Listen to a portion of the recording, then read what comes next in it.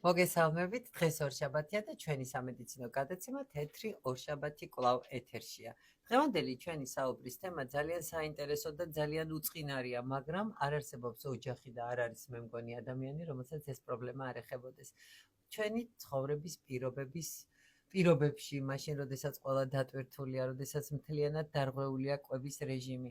ძალიან ხშირად ადამიანებს აქვთ ძლიერი კლინიკური ჩივილები, რაც მუცლის შებერილობას, დისკომფორტს უკავშირდება, არის კუჭის სიმძიმე, გულძმარვა, რაც როგორც წესი ყოველთვის არარეგულარული და არასრულფასოვანი კვების რეჟიმის შედეგია. სწორი და ჯანსაღი კვება ადამიანის ჯანმრთელობის საწინდარი რომ არის, ეს ჩვენ ყველამ ვიცით, მაგრამ როგორც წესი ამის შესრულება შემთხვევათა მაღალ პროცენტში სრულიად შეუძლებელია. თანამედროვე სამყაროში ძალიან ბევრ საუბრობენ ზოგადად კვების სწორ რეჟიმზე და რაციონის მნიშვნელობაზე.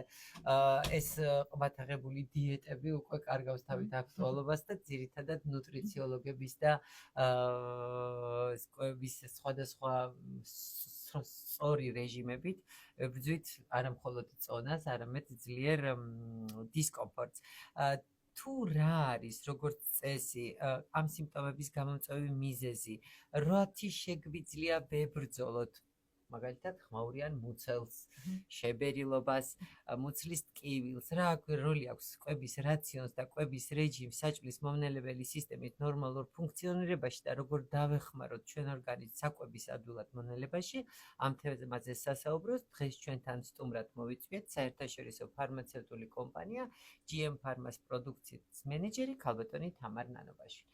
ქალბატონო თამარ, მოგესალმებით პირველ რიგში და მინდა მადლობა გადაგიხადოთ, იმიტომ რომ თქვენი და თქვენი კოლეგების სტუმრობა ჩვენს რადიო ეთერში ყოველთვის ძალიან საინტერესოდ მიდის ხოლმე და ბევრ საინტერესო ინფორმაციას ვიღებთ. რომ არ დავკარგოთ, მინდა რომ პირდაპირ კითხვით დავიწყოთ. რამდენად ხშირია დისკომფორტი ზოგადად საჭმლის მომნელებელი ტრაქტით განპირობებული, რაღაც გარკვეული ფუნქციონალური გაუმართობით განპირობებული ჩვენ მოსახლეობაში და რა არის ის ძირითადი გასტროენტეროლოგიური ჩივილების სიმპტომები, რომელიც აწუხებს ადამიანს არაჯანსაღი და არასწორი კვების პირობებში. ძალიან დიდი მადლობა, მოგესალმებით, მივესალმებით თქვენს მსმენელს და მაყურებელს. ჩემთვისაც ყოველთვის სასიამოვნოა ხოლმე თქვენს ეთერში სტუმრობა განსაკუთრებულად. აბსოლუტურად სწორად აღნიშნეთ, ქალბატონო, ნამდვილად საჭმლის მომნელებელი სისტემასთან დაკავშირებული სხვადასხვა ჩივილები არის ამ საუკუნის ძალიან დიდი გამოწვევა და ეს არ არის მხოლოდ ჩვენი ქვეყნის, ესე ვთქვათ, საქართველოს პრობლემა, ეს არის ზოგადად მსოფლიოს სტატისტიკაც ესეთია, ყოველწლიურად კუჭ-ნაწლავის ტრაქტის დაავადებების სტატისტიკა იზრდება, ესე ვთქვათ, და სიხშირე მათი მატულობს. მიზეზებზე თუ ვისაუბრებთ, პრინციპში შემიძლია რომ დაგეთანხმოთ, რაც თქვენ ახსენეთ, რეჟიმი, ცხოვრების რეჟიმი, ტემპი, სტრესული გარემო, ასევე დაკავება, ესე ვთქვათ, სამსახურით თუ სხვა პირადი საქმეებით, რომელიც აღარ გაძლევს საშუალებას, რომ მისდიო იმ ჯანსაღი ცხოვრების, კი ბატონო, წახემსებები, ძირითად კვებათა შორის წახემსება, რომელიც უხშირესად მარტივი ნახშირწყლების შემცველი წასახემსებლებით ვიცით ხოლმე, ხო, ესეთი წასუსნავებას, რასაც ვეძახით და ესეც ძალიან დიდი პრობლემაა fast food-ი, street food-ი, ქუჩის საკვები, ესე ვთქვათ, ესეც რომელიც დღეს ძალიან ტრენდულია და პრინციპში ამას გვერდს ვერ ავუვლით გამომდინარე იმ ტემპებიდან და ცხოვრების რიტმიდან გამომდინარე, კი ბატონო, ტკბილი და ასე შემდეგ.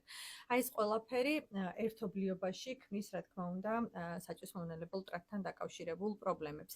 აქვე დამატებით აღსანიშნავია თვითონ საკვების რაციონი, რასაც მივირთმევთ.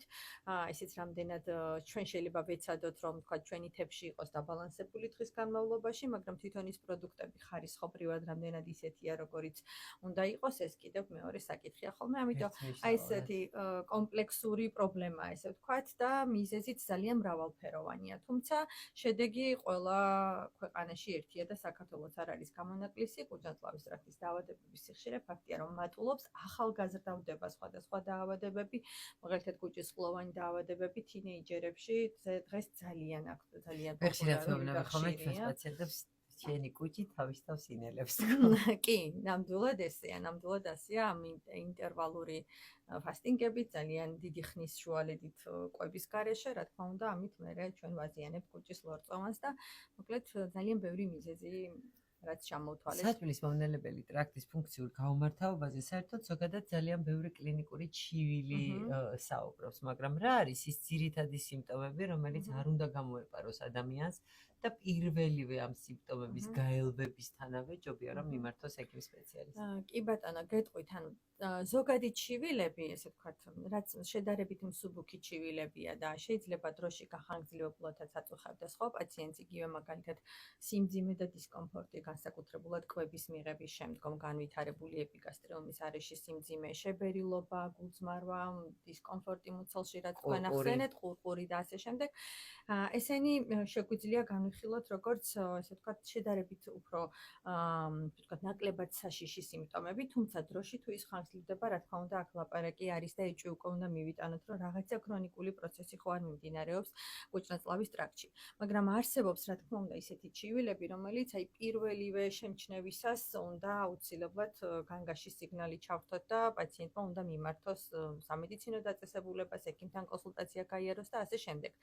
გასტროენტეროლოგიაში ესეთი ჩივილებში გამოყოფენ ხოლმე პირველი სისხლდენაზე, სისხლდენა კუჭნაწლავის ტრაქტიდან და ნუ ამის ნიშნები შეგვიძლია ჩვენ რომ ვთქვათ ჩვენს მაყურებელს უთხრათ ხო, მაგალითად პირნაღებ მასაში ეგრეთ წოდებული ყავის ნალექის მაგვარი, პირნაღები მასა, შავი ფერის განავალი, რასაც მელენას ვეძახით ხოლმე, ეს ამ ყველაფერმა შეიძლება გვაფიქრებინოს რომ არის კუჭნაწლავში ნამდვილად სისხლდენა. უფრო ისეთი კლინიკური ჩივილია, რომელიც უფრო ხშირად ეშინიათ ხოლმე და ამის გულისთვის ხშირად მიმართავენ კი ექიმს. ბატონო. მაგრამ მელენა, რომელიც შეიძლება არც თუ ისე აქტიური სისხლდენის შედეგი იყოს, მაინდა-მაინც არაშინებთ ხოლმე. არაშინებთ ხოლმე, კი ბატონო. იმიტომ რომ ხშირად მქონია ხოლმე, როდესაც პაციენტებთან ურთიერთობის დროს, ანამნეზის შეკრების დროს უსვამ კითხვას და ეკითხებით ხოლმე, რქონდათ კუპრისფერი განავალი.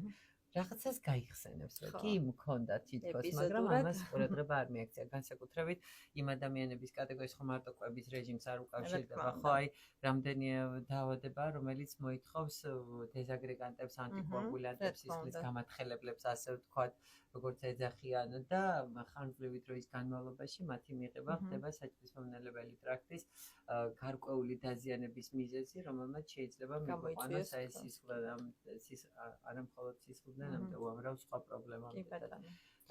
ამ ჩივილებთან ერთად კიდევ გამოყოფენ ხოლმე ცალკე წონის უნებლიე და უმიზეზო კლებას, აი როცა არ არსებობს გარკვეული მიზეზი წონის კლებისა, ანუ პაციენტი ჩვეულებრივად იკვებება როგორც მანამდე, თქვათ არანაირი სხვა წინაპირობა არ არის, მაგრამ აგრესიულად და ესე მიზეზის გარეშე იკლებს, ამ დროსაც საჭირო აუცილებლად კონსულტაციის გავლა ექიმთან, რომ გამოირიცხოს თქვათ რაიმე უფრო მნიშვნელოვანი პათოლოგიური პროცესი და მუცლის მწვავე ტკივილი ასევე, რომელიც ნუ მუცლის მწვავე ტკივილი ეს ისეთი ჩივილია, რომ ისედაც პაციენტმა იცის და მიმართავს, როგორც წესი, ემერჯენსში მიმართვიანობის, ესე ვთქვათ, ძალიან დიდი პროცენტი მოდის სწორედ მუცლის მწვავე ხასიათის ტკივილზე. ჩვენ ვახსენებთ, რომ ძალიან დიდი მნიშვნელობა აქვს კვების რეჟიმს და რაციონს, ზოგადად, რითაც იკვებება ადამიანი. რა არის ის კვებასთან დაკავშირებული რეკომენდაციები, რომელიც შეგიძლიათ ურჩიოთ ჩვენ მსმენელს? ხო, კვებასთან დაკავშირებული რეკომენდაციები მოიცავს როგორც თვითონ საკვების რაციონს, ასევე კვების წესს და კვების ჩვეულებას, აქ იგულისხმება ჯერადობა კვების და ასე შემდეგ. რაციონზე თუ ვისაუბრებთ, ჩვენ ვიცით, რომ ძირითადი საკვები, ესე ვთქვათ, ძირითადად შედგება ცხიმების, ცილების და ნახშირწყლებისგან და არის კიდევ მეოთხე კომპონენტი ბოჭკო, რომელიც აუცილებლად უნდა მივიღოთ. ჩვენი საკვები რაციონის, ესე ვთქვათ, უმეტესი ნაწილი პროტეინისგან უნდა შედგებოდეს, ესე გვირჩევენ, ესე ვთქვათ, და შედარებით ნაკლები ადგილი თევზზე უნდა ეკავოს ნახშირწყალს და ცხიმს. ბოჭკოს რაც შეეხება, ბოჭკოსაც თავისი რეკომენდაციები აქვს, მცენარეულ უჯრედის, მისი ძალიან ჭარბად მიღებაც არ არის რეკომენდებული, იმიტომ რომ უჯრედისის, მცენარეული უჯრედისის მოსანელებელ ფერმენტს ჩვენი ორგანიზმი, ადამიანის ორგანიზმი ისეთი რაოდენობით ვერ გამოიმუშავებს, როგორცაც მაგალითად გამოიმუშავებს მსხვილფეხა პირუტყვის საქონელი, ხო, მაგალითად ეს იქნება ბალახის ჭამელი ცხოველები, რაც არიან, მათი საჭმლის სისტემა მოწყობილია იმისთვის, რომ მათი მცენარეული ბოჭკო ძალიან დიდი რაოდენობით უნდა მიიღონ. ამიტომ აქაც გარკვეული სიფრთხილეა საჭირო და ჯერადობას რაც შეეხება, ყველაზე გავრცელებული რეკომენდაცია ეს გახავთ, რა თქმა უნდა, 4-ჯერად იყვება, დროის ესე ვთქვათ თანაბარი ინტერვალებით და ისე რომ დაძინებამდე 4 საათით ადრე მოხდეს ბოლო საკვები ულუფის მიღება, რომ ამით ჩვენ მივცეთ საშუალება ჩვენს პანკრეასს იმ ორგანოს, რომელიც გამოიმუშავებს ძირითადად აი ამ საჭმლის-მომნელებელ ფერმენტებს, რომ მან განიტვირთოს, ამოისუნთქოს, ესე ვთქვათ და მეორე დღისთვის მოემზადოს, ხო? ეს არის ესე ვთქვათ ძირითადი რეკომენდაციები, რაც შეგვიძლია რომ მივცეთ ჩვენს მსმენელს. ადამიანების დიდი ნაწილი წამჩივილებს, რასაც მაგალითად იგივე სიმძიმეპი, გასტრიუმის მიდამოში, ტკივილი, განსაკუთრებით მშიერი ტკივილი, საკვების მიღებამდე, გულძმარვა შემთხვევათა მაღალ პროცენტში საკვებს უკავშირებს, საკვების მიღებას უკავშირებს და თვითონ კომპეტენტური ახსნა აქვს, რომ იმიტომ ტკივა, რომ ეს შეჭამა, ის შეჭამა დღესასწაული იყო, ნიგზიანი საჭმელი შეჭამა, ძმრიანი და ასე შემდეგ. რამდენად სწორია და არის თუ არა ეს მითი, რომ საჭმლის-მომნელებელი ტრაქტის მსგავსი ჩივილები ყოველთვის მხოლოდ და მხოლოდ არასწორი კვებით არ აიხსნება. რა თქმა უნდა, შეიძლება რომ ამის მიზეზი იყოს არასწორი კვება, მაგრამ არა ერთადერთი მიზეზი. ანუ რაციონის, ესე ვთქვათ, არეული რაციონი და კვების რეჟიმი ერთადერთი მიზეზი არ არის კუჭნათლავის ტრაქტის მიერი ჩივილებისა, რომელიც ჩვენ ჩამოვთვალეთ, ხო, იგივე შეფერილობა, ტკივილი, დისკომფორტი და ასე შემდეგ. აქ შეიძლება ადგილი გქონდეს რომელიმე კუჭნათლავის ტრაქტის ორგანოს, ესე ვთქვათ, პათოლოგიას, დაავადებას, რაიმე პათოლოგიურ მდგომარეობას, ანთებით პროცესს და ასე შემდეგ. კუჭნათლავის ტრაქტი არის ძალიან გრძელი ტრაქტი, დაწყებული, ესე ვთქვათ, პირის ხრუში იწყება საკვების მონელება, ხო, ჯერ კიდევ დაქუცმაცებით და მისი დარბილებით და ნეწვთან შერევით, ესე ვთქვათ. მონელება პირის ხრუდან იწყება, ეს ნამდვილად ესეა. კი ბატონო, პირის ხრუში უნდა მოხდეს საკვების დაქუცმაცება, ლუკმის ფორმირება, მისი დარბილება, ნაწილობრივ აქ უკვე იწყება ფერმენტული მონელება, იმიტომ რომ ჩვენი ნერწყვი უკვე შეიცავს გარკვეულ ფერმენტებს. მერე ეს ფერმენტული მონელება, სრულყოფილი ფერმენტული მონელება უკვე ხდება, როცა კუჭიდან 12 გოჯაში გადავა საკვების ულუფა, რომელსაც ქიმოს ვეძახით ჩვენ, აი იქ ხდება სწორედ საკვების სრულყოფილი ფერმენტული მონელება. ფერმენტულ მონელებაზე პასუხისმგებელი ძირითადი ორგანო არის პანკრეასი, როგორც უკვე ვთქვით, კუჭქვეშა ჯირკვალი, ასეცაც მოიხსენიებენ ამ ჯირკვალს და სწორედ პანკრეასია ის ორგანო, რომელიც გამოიმუშავებს ცილების მომნელებელ ფერმენტს პროტეაზას სახით, ცხიმების მომნელებელ ფერმენტს ლიპაზას სახით და ნახშირწყლების მომნელებელ ფერმენტს ამილაზას სახით. და თუ პანკრეასის რესურსი სამწუხაროდ ჩვენი ორგანოს პანკრეასის რესურსი არის ამოწურვადი რესურსი. და ასაკის მატებასთან ერთად სულ რომ არანაირ სხვა, ვთქვათ, ორგანულ პათოლოგიაზე არ იყოს საუბარი და ვთქვათ, რაიმე ნეოპლაზურ მდგომარეობაზე, თავისავადაც იწურება პანკრეასის როგორც ჯირკვლის, ესე ვთქვათ, ეგზოკრინული ფუნქცია და ამას ჩვენ ეგზოკრინული ფუნქციის უკმარისობას ვეძახით ხოლმე. ამიტომ ასაკის მატებასთან ერთად საჭმლის-მომნელებელი სისტემის მხრივ ეს ჩივილების ბუნებრივი ამბავია და ბუნებრივად უნდა ვიცოდეთ, რომ გაღარიბდა უკვე, ესე ვთქვათ, ჩვენი ორგანიზმი ამ საჭმლის-მომნელებელი ფერმენტებისგან და შეიძლება ვთქვათ ესეთ შემთხვევაში დამხმარე ფერმენტული საშუალებები ვურჩიოთ პაციენტს, რომელიც ვთქვათ მიიღებს საკვებთან ერთად და ამით მეტნაკლებად მიუახლოვდება საკვების მონელების ფიზიოლოგიურ პროცესებს, ესე ვთქვათ, ხო?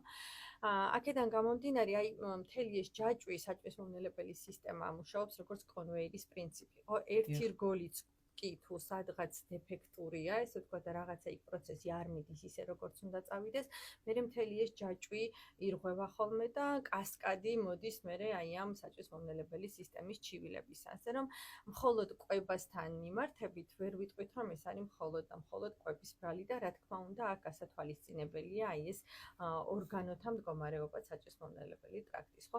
იგივე ღეჭვის ფუნქციები, მაგალითად ასაკოვან პაციენტებში პროტეზით კი ბატონო, ან თანგბილვა დარღვეულით და ასე შემდეგ, იქაც აი ეს პირველი ეტაპი საკვების დაქუცმაცების დარბილების რო არ მიდის ისე როგორც საჭიროა, მერე მთელი კასკადი კი ბატონო დაუქუცმაცებელს კუჭს კიდევ მეტად უჭირს გადამუშავება, მერე 12 გოჯა ნაწლავს, მეტი იჯაფა ადგება პანკრეასს და ასე შემდეგ. ასე რომ ყველა რგოლში გამართულად უნდა მიდიოდეს ყველაფერი, რომ ვთქვათ, რომ აი აწყობილია საათივით და მერეღა შეიძლება რომ მხოლოდ კვებას დავაბრალოთ, ესე ვთქვათ, ჩივილები. ქართველ ადამიანებს განსაკუთრებულად გვიყვარს თვითნებურად წამლების მიღება. კი ბატონო გეთანხმებით. შემთხვევათა მაღალ პროცენტში სწორედ ეს ბატონური ტუმოს ინჰიბიტორები და 1000 სხვა წამლის მიღება და მე მგონია რომ ამ ქვეყანაში არ დაიარება ადამიანი რომელსაც თვითნებურად ერთხელ მაინც არ კონდეს შენაძენი რომელიც სააფთიაქო ქსელში და მიღებული სწორედ ეს შემომგარსავი კუჭისწვენის მჟავიანობის დამწევი და ასე შემდეგ და ასე შემდეგ. მაგრამ ეს წამლები არც თუ ისე უხიფათოა და მათი უექიმოდ გამოყენება სრულიად აზრსმოკლებულია. რა თქმა უნდა, ამ ინფორმაციას მოსახლეობის დიდ ნაწილამდე ჩვენ ერთმნიშვნელოვნად ვერ მივიტანთ და ვერ დავაჯერებ. თუმცა არსებობს რაღაც გარკვეული მედიკამენტები, რომლებიც შეიძლება არც თუ ისე შემაწუხებელი და არც თუ ისე საგანგაშო კლინიკური ჩივილების დროს იქიმთან დაუკითხავათაც მივიღოთ და ამით მაინდა-მაინც ქვეყანას არ დავაშავებთ. აი რა არის ეს მედიკამენტები, რომლებიც შეგვიძლია ექიმთან ვიზიტამდე კლინიკური ჩივილების შესამსუბუქებლად გამოვიყენოთ. კი ბატონო, ერთმნიშვნელოვნად კიდევ ერთხელ გავიმეორებ, რომ არსებობს ჩივილები, როცა ჩვენ ექიმთან ვიზიტი არ უნდა გადავდოთ და ვახსენეთ, რომ ეს არის სისხლდენა, მუცლის წავეთკივილი, წონაში უმიზეზო კლება, როცა აუცილებლად უნდა მივმართოთ ექიმს, მაგრამ ისეთი ჩივილები, როგორიც არის მაგალითად კვებასთან დაკავშირებული შებერილობა, დისკომფორტი, სიმძიმის შეგრძნება, მუცლის ტკივილი და ასე შემდეგ, აი ეს ის ჩივილებია, როცა რა თქმა უნდა ექიმთან ვიზიტი ამ დროსაც რეკომენდებულია, მაგრამ ჩვენ შეგვიძლია ექიმთან ვიზიტამდე სიმპტომური დამხმარე საშუალებები მივიღოთ აი ამ ჩივილების და ამ დისკომფორტის შესამსუბუქებლად, ხო? ასეთი ძალიან ბევრი პროდუქტი არსებობს ქართულ ფარმაცევტულ ბაზარზე და არა მარტო ქართულ ფარმაცევტულ ბაზარზე. პირველი, რომელიც ჩვენ ვახსენეთ, რადგან ვთქვით, რომ პანკრეასი არის ის ძირითადი ორგანო, რომელიც პასუხისმგებელია საკვების ფერმენტულ მონელებაზე და იმას თავისი რესურსი აქვს და გარკვეული ასაკის შემდეგ ეს რესურსი განლევადია და თანდათან იწურება, ამიტომ ჩვენ შეგვიძლია ვთქვათ ვივარაუდოთ გარკვეულ შემთხვევებში, რომ აქ არის უკვე დაწყებული გარკვეული, ესე ვთქვათ, სიმძაფრი ფუნქციური უკმარისობა პანკრეასის და შეგვიძლია რომ მივცეთ ვთქვათ მივაშველოთ ისეთი ფერმენტები, რომლებიც შეიცავენ ამ ლიპაზას, ამილაზას და პროტეაზას. კი ბატონო. ცილად, ციტრიმი და ნახშირწყალი. გარდა ამისა არსებობს ჰემიცელულაზას შემცველი პროდუქტებით, ფარმაცევტული პროდუქტები, რომელიც სწორედ აი მცენარეულ ბოჭკოს უჯრედის მოინელებს, კი ბატონო, და აი ასეთი პრეპარატებიც და ფარმაცევტული პროდუქტები, რომლებიც მონელებაში დამხმარე საშუალებები, საკვების მონელების დამხმარე, დიახ, და ასევე სხვადასხვა სიმპტომური საშუალებები. მაგალითად, თუ პაციენტი უჩივის ადამიანის შებერილობას, იქ შეიძლება იყოს შებერილობის საწინააღმდეგოდ, თქვათ იგივე დიმეტიკონის ან სიმეტიკონის შემცველი ფარმაცევტული პროდუქტი, შეიძლება სპაზმოლიზური საშუალებები, თუ თქვათ მუცლის სპაზმური ხასიათის ტკივილია, კი ბატონო, ასეთ შემთხვევებში და ესეთი დამხმარე მსუბუქი სიმპტომური საშუალებებით, როგორც თქვენ ახსენეთ, უხშირესად ესენი არის საკვები დანამატები, რომლებიც უბრალოდ ეხმარება საჭმლის მომნელებელ ტრაქტს ნორმალურ ფუნქციონირებაში და აი ამ სიმპტომების შემსუბუქებაში. გარკვეული ადამიანების უმრავლესობა ზუსტად იცის რა უფრო მეტად აწუხებს და რას ვერ ინელებს. ამას ხაზს უსვამენ ხოლმე, რომ მეცხრიან საკვებს ვერ ვინელებთ, ეხლა ძალიან გავრცელებულია, მე არ ვიცი ეს რის იბრალია, უბრალოდ ჩვენ გავხდით უფრო დაკვირვებული თუ აი მაგალითად რძის პროდუქტების მოუნელებლობა, იგივე ცელიაკია, გლუტენის აუტანლობა და ასე შემდეგ.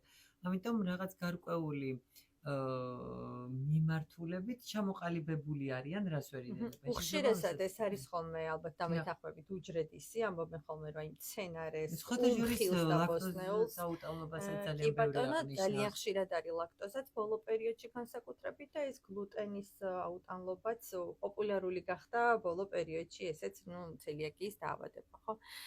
ნამდვილად ესე, ანუ პაციენტმა იცის ხოლმე თვითონ რას ვერ იტანს. სხვადასხვა ეს ლოგიკურიც არის, ესე ვთქვათ, თუ მართლაც არსებობს იქ რაიმე ფერმენტული თანდაყოლილი ან შეძენილი დეფიციტი, იქ აუცილებლად პაციენტს აქვს უკვე ეს დაკვირვება და მან უკვე იცის, რომ აი ვთქვათ კონკრეტულ პროდუქტს, მაგალითად უხილს და ბოსნეულს რომ მიიღებს, მერე ეწყება ფაღარათი, შეპერილობა, ანუ ვერ ინელებს კარგად და ასე შემდეგ. არის ამაში ცხადია რაღაცა. კი, ძალიან ბევრისგან გამიგონია, რომ მე გავხდი ვეგეტარიანული, იმიტომ რომ ვერ ვინელებ ცხიმიან საკვებს.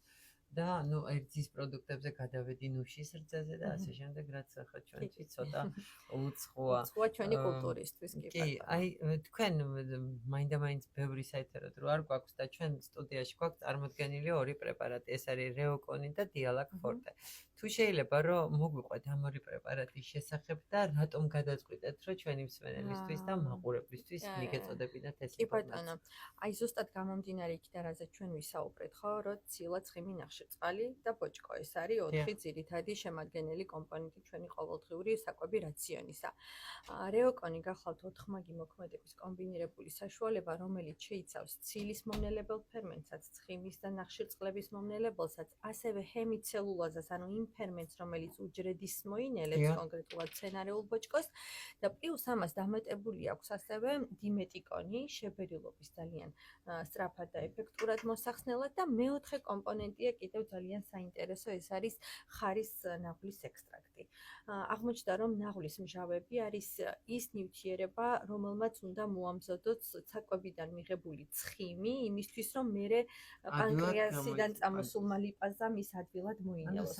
ჯერ ემულგაცია უნდა მოხდეს ცხიმის და მერე ფერმენტული მონელება. ის სწორედ ემულგაციის ფუნქცია აკისრია ზუსტად ხარის ნაღლის ექსტრაქტს, რომელიც შედის რეოკონის შემადგენლობაში. და რაც შეეხება დიალაკ ფორტეს, დიალაკი ფორტე ეს გახლავთ სიმეტიკონის შემცველი პროდუქტი, ეს არის სუფთა სახის სიმეტიკონი 240 მგ კონცენტრაციით თითოეულ კაფსულაში და ბაზარზე ძირითადად დღესდღეობით გავრცელებული არის 40 მგ-იანი ფორმები, ძირითადად მოსახერხებელი დოზირება 240 მგ მოსახერხებელია ნამდვილად და თქვენ მოგეხსენებათ ფარმაცევტული კომპანია GM Pharma მუდმივად ცდილობს ხოლმე რომ ესეთი მოსახერხებელი დოზირებები, პოლიპრაგმაზიის ჩამნაცვლებელი კომბინირებული დამხმარე საშუალებები შესთავაზოს მომხმარებელს და აი არც რეოკონი და დიალაკი ამ შემთხვევაში გამონაკლისი, რეოკონი კომბინირებული პოლიფერმენტული საშუალება და დიალაკი ფორტე 240 მგ-იანი მაღალი კონცენტრაციით. რა მინდა იცით კითხოთ, ეს წამლები არის თუ არა სააფთიაქო ქსელებში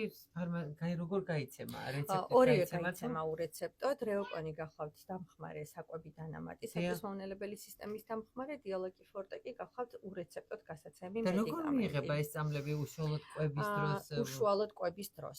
ეს ერთმნიშვნელოვნად უნდა გვახსოვდეს, რომ ფერმენტული პრეპარატები, რომლებიც შეიცავს პანკრეასის ფერმენტებს, ლიპაზას, პროტეაზას და ამილაზას, ძალიან მნიშვნელოვანია, რომ მივიღოთ უშუალოდ კვების დროს. შუა კვების პროცესში. ორივე პრეპარატი შეგვიძლია ერთდროულად მივიღოთ? ერთდროულად თუ არის მომხმარებელი, რომელსაც აი ამ ბანალურ დისკომფორტთან, სიმძიმესთან ერთად აწუხებს ძალიან ინტენსიურად გამოხატული შებერილობაც, ამ შემთხვევაში რეოკონთან ერთად დიალაკი ფორტეს დამატებით, აი ეს შებერილობის მომენტი ძალიან კარგად და ეფექტურად მოიხსნება. როგორია მიღების დოზირება? აი მაგალითად დიალაკ ფორტესი. დიალაკ ფორტეს მაქსიმალური დღიური დოზა დიალაკ ფორტეს შემთხვევაში არის 3 კაფსულა. რაც პაციენტმა უნდა მიიღოს, თუმცა საშუალოდ 1 და 2 კაფსულა არის ხოლმე ესეთი ოპტიმალური რაოდენობა. რეოკონის შემთხვევაშიც კვების დროს 1 ან 2 ტაბლეტის მიღება ხდება. დღეში ერთხელ მხოლოდ? არა, ყველა ნებისმიერი კვების დროს. და აქვს თუ არა ასაკობრივი ცენზი? ასაკობრივი ცენზი ნახეთ თვითონ აქტიურ ნივთიერებებს არ აქვს, მაგრამ აი დიალაკი ფორტეს შემთხვევაში 240 მგ-ის ერთჯერადად ბავშვთა ასაკში გამოყენების შესახებ არ არსებობს კლინიკური მონაცემები, ამიტომაც 12 წლამდე ასაკში არ ვუწევთ რეკომენდაციას და იგივე ეხება რეოკონსაც, ანუ ორივე შეგვიძლია 12 წლიდან მოზარდებში და მოზრდილებში გამოვიყენოთ. ეს კლინიკური ჩივილები, რაც ჩვენ ვახსენეთ და რის გამოთაც ეს პრეპარატები შეგვიძლია გამოვიყენოთ თუ კვებითი დანამატები სწორად როგორ მოვიხსენიო. ადამიანი შეიძლება აწუხებდეს მთელი ცხოვრება. და პრაქტიკულად ჯანმრთელ ადამიანსაც შეიძლება რომ ეს პრეპარატ ეს რა ქვია დანამატები მივიღოთ რაღაც ხანძლივი დროის განმავლობაში მუდმივად. ესე იგი ნახეთ, თუ პაციენტს მუდმივად აწუხებს ეს ჩივილები, ერთი რომ ვურჩიოთ რომ ექიმთან კონსულტაცია გაიაროს, თუმცა სიმპტომურად რა თქმა უნდა ხანგრძლივი თერაპიის სახითაც შეუძლია მიიღოს რეოკონის და დიალაკი ფორტეც. მაგრამ გარდა ამისა ეს არის იცით როგორი ტიპის ფარმაცევტული პროდუქტები, სულ რომ ჩანთაში უნდა გქონდეს. და შეიძლება დიდად არც გვაწუხებს ჩვენ კუჭ-ნაწლავის ტრაქტის მიერი ჩივილები, მაგრამ აი ვიცით რომ მოგვიწევს კარგ სუფრაზე მოხვედრა, ესეთი მსუყე საკვების ირწმევა, შეგვიძლია რომ თან გქონდეს, რომ სუბუქად გადავიტანოთ, ესე ვთქვათ, მძიმე სუფრა და დავეხმაროთ ჩვენს კუჭ-ნაწლავს მონელებაში. კი, ესეა ნამდვილად და ერთ დავამატებ კიდე რა რადგან მკითხეთ აფთიაქთან დაკავშირებით. მართალია დღეს სრულდება, მაგრამ მაინც შეიძლება ვინმესთვის საინტერესო იყოს, ვინც ახლა გვისმენს. რეოკონთან დაკავშირებით PSP საფთიაქო ქსელში დღეს ახლა დღის ბოლომდე ნამდვილად იქნება 50%-იანი ფასდაკლება, ანუ განახევრებულ ფასად შეუძლიათ რომ შეიძინოთ. კი ბატონო, ერთი კოლოფის ფასად ორ შეიძინოთ. ბევრია შეგნი 100 აბიატერია მგონი ხო? თუმცა არის ნებისმიერ რაოდენობის შეძენა, რა თქმა უნდა, მომხმარებელს შეიძლება და ნებისმიერ საფთიაქო ქსელში იყიდება. ყველა საფთიაქო ქსელში იყიდება, თუმცა ეს აქცია 50%-იანი, რომელიც დღეს სრულდება, არის მხოლოდ PSP საფთიაქო ქსელში. მე მგონი თქვენ სტუდიაში ცოტა ადრე უნდა მომეწვიეთ, მანამ სანამ ეს დღესასწაულები დაიწყებოდა, მაგრამ არც ეხლა. სხვათა შორის გახსნილების პერიოდიც და ეს გარდამავალი პერიოდი, როცა ჩვენ ცხიმიანი საკვებიდან და ცხოველური საკვებიდან, უბრალოდ მცენარეული საკვებიდან გადავდივართ ცხოველურზე, ესეც დიდი დატვირთვა ახლა ჩვენი კუჭ-ნაწლავისთვის და ასეთი დამხმარე საშუალებები, როგორც რეოკონია, დიალაკი ფორტია, ასეთ შემთხვევაშიც ეხმარება მომხმარებელს. ძალიან ღირებული რჩევები მივიღეთ დღეს თქვენგან თამარ, როგორც ყოველთვის. ჩვენი საერთო დრო სამწუხაროდ დასასრულს მიუახლოვდა პირველი ნაწილი, სულ რამოდენიმე წუთში ახლა შევიჩვენებ და სულ რამოდენიმე წუთში ისევე გავაგრძელებთ. მოგესალმებით, დღეს ორშაბათია და ჩვენი სამედიცინო გადაცემა თეთრი ორშაბათი კვლავ ეთერშია, ვინც ახლა შემოგვიერთდა, მინდა გითხრათ, რომ დღევანდელი ჩვენი საუბრის თემა ძალიან საინტერესოა და განსაკუთრებით დღესასწაულის დღეებში, ეს საჭმლის მომნელებელი ტრაქტის ფუნქციურ გაუმართავობას უკავშირდება. დღეს ჩვენი სტუმარია ფარმაცევტული კომპანია GM Pharma-ს პროდუქციის მენეჯერი ქალბატონი თამარ ნანობაშვილი, რომელმაც ძალიან კარგად დეტალურად აგვიხსნა და გვესაუბრა იმ კლინიკურ ჩივილებზე, რაც ყველა ჩვენგანს პრინციპში რაღაც ეტაპზე ჩვენი ცხოვრების გვაწუხებს, განსაკუთრებით მაშინ, როდესაც გვაქვს ძალიან დატვირთული შრომითი გრაფიკი, გვაქვს მოუწესრიგებელი კვებითი რეჟიმი და ჩვენი კვებით რაციონში ძალიან ხშირად არ ფიგურირებს ბალანსირებული საკვები, ის საკვები, რომელიც გვეხმარება, რომ ჩვენს ნორმალურ ცხოველმყოფელობაში, ასე ვთქვათ, და საჭმლის მომნელებელ ტრაქტსაც დიდ დარტყმას არ აყენებს. ქალბატონმა თამარმა ისაუბრა, რა სახის პროდუქტებს ვიღებთ, როგორი უნდა იყოს მათი ბალანსი, როგორ ვინელებთ და რა არის ის კლინიკური ჩივილები, არც თუ ისე შემაწუხებელი და თითქოს ძალიან გავრცელებული და ყბათაღებული კლინიკური ჩივილები, რომლებიც მაინც მიგვანიშნებენ სერიოზულ პრობლემებზე და მოითხოვს ექიმის სპეციალისტის დროულ და აუცილებელ ჩართულობას. ჩვენ ვისაუბრეთ ორ არაჩვეულებრივ წამალზე, ეს არის დეოკონი და დიალაკი, რომელთაც აქვს თავისი დატვირთვა და ორივე მათგანი, როგორც ქალბატონმა თამარმა ახსენა, საფთიაქო ქსელში იყიდება ჩვეულებრივი რეცეპტის გარეშე და მე მგონი მე ბევრი ვილაპარაკე, ქალბატონო თამარ, ორი სიტყვა თქვენ კიდევ შეგვაწიეთ ამ ორ არაჩვეულებრივ წამალზე. კი ბატონო, უბრალოდ მე და თქვენს დასაწყის გამოვეხმაურები, ნამდვილად აი საჭმლის მომნელებელი სისტემის ჩივილები ერთის შეხედვით აი უწყინარ და თითქოს ეს ხო ესეც უნდა იყოს, ბევრ შევჭამთ, უნდა შევიბეროთ, ხანდახან მე რა რომ უცელი გულზმარვა და არა უშავს დავლევ მინერალურ წყალს და ასე შემდეგ. თუმცა ნამდვილად აი ამ ჩივილების მიღმა შეიძლება რომ იმალებოდეს უფრო სერიოზული პრობლემები, ამიტომ მნიშვნელოვანია რომ თუ ეს ჩივილები დროში ხანგრძლივდება, როგორც თქვენ ახსენეთ წინა ბლოგში, აკვირდება პაციენტი თავის თავს და ამბობს რომ კონკრეტულ პროდუქტებს ვერ იტანს. ხო, ასეთ შემთხვევაში ნამდვილად უნდა გამოირიცხოს სხვადასხვა ფერმენტული პათოლოგიები, იგივე გლუტენის აუტანლობა, ლაქტოზის აუტანლობა და ასე შემდეგ და მნიშვნელოვანია რომ დროულად მოხდეს ჩარევა. თუმცა ვახსენეთ ისიც რომ ესეთი ჩივილების დროს ვიდრე ექიმთან მივალთ, ამ ჩივილებმა რომ არ შეგვაწუხოს, დამხმარე სიმპტომური საშუალებებიც არსებობს ფარმაცევტულ ბაზარზე და დღეს თქვენ სტუდიაში წარმოდგენილი ორი პროდუქტი, ეს არის საერთაშორისო მულტინაციონალური ფარმაცევტული კომპანია GM Pharma-ს მიერ შემოთავაზებული პროდუქტებია, რეოკონი და დიალაკი ფორტე. აი რეოკონზე ვისაუბრეთ, რომ ეს არის კომბინირებული საშუალება, ვინაიდან ჩვენი საკვებიც კომბინირებულია და ჩვენ ყოველთვის ვიღებთ როგორც ცილას, ისე ცხიმს, ნახშირწყალს და მცენარეულ ბოჭკოს. რეოკონი სწორედ მორგებულია ჩვენს საკვებ რაციონზე და ის არის ოთხმაგი მოქმედების კომბინირებული პოლიფერმენტული საშუალება, რომელიც შეიცავს ცხიმის მოსანელებელ ფერმენტსაც, ცილისა, ნახშირწყლისაც და აი ამ მცენარეული ბოჭკოსიც, რომელიც ძალიან მნიშვნელოვანია, რომელიც მნიშვნელოვანია განსაკუთრებით ვეგეტარიანელებისთვის, ვინც დიდი რაოდენობით ბოჭკოს იღებს, ჩვეულზე უფრო დიდი რაოდენობით ანუ ექსკლუზიურად მცენარეულ კვებაზე იმყოფება.